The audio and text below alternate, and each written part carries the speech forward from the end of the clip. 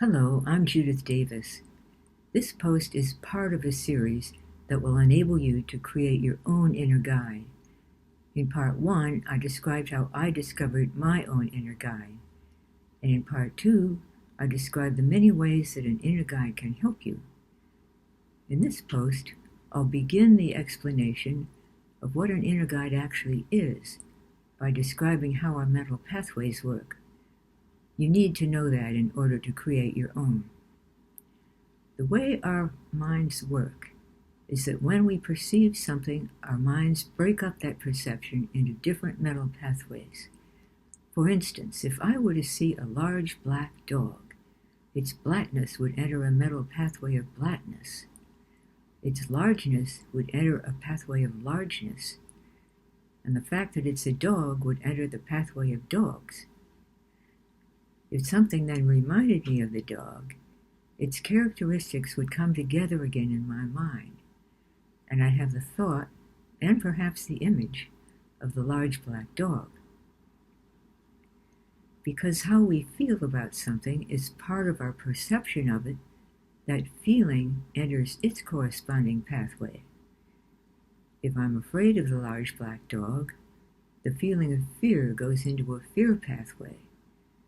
If the dog is my pet and I love it, that feeling of love goes into a love pathway.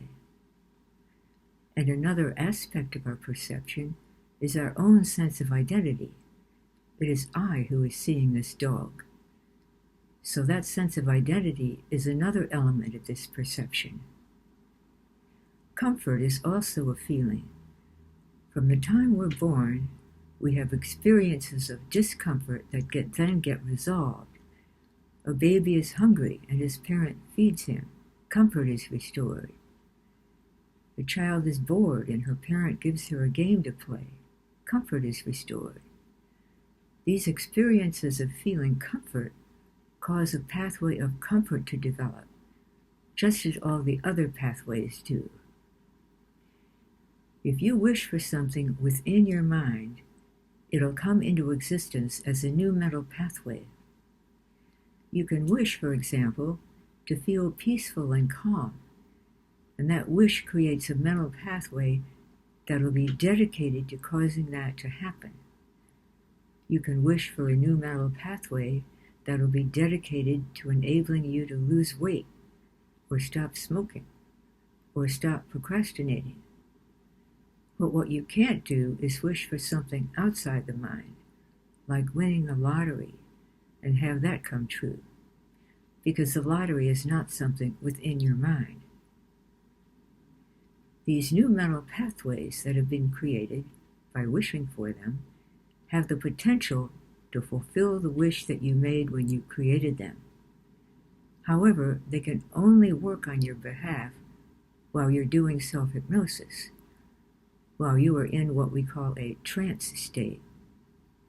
So it's necessary to establish a regular routine for doing self-hypnosis, to give the new mental pathway trance time to do its work. This is how people use self-hypnosis to succeed in ending an unwanted habit, like smoking. They've made the wish to feel free from smoking, and they practice self-hypnosis regularly to make that happen. It's necessary to formulate the wish in a positive way, not I wish to stop smoking, but I wish to feel free from smoking. An inner guide is a very special mental pathway that you can create in your mind that can be helpful to you in all the ways I've previously described and more. If you understand the definition of an inner guide, you can create your own in just a few minutes. In the next post, I'll give you that definition. If you haven't already, you can learn how to do self-hypnosis with the Emotional Comfort tool and begin to establish a routine for doing it regularly. And if you'd like, you could make a wish for a change you'd like in your life. Overeating, overspending, procrastinating. What might you like to change? Usually a change happens gradually over time, But while you're waiting for that change to happen, each time you do self-hypnosis, you'll enjoy a period of peacefulness and calm.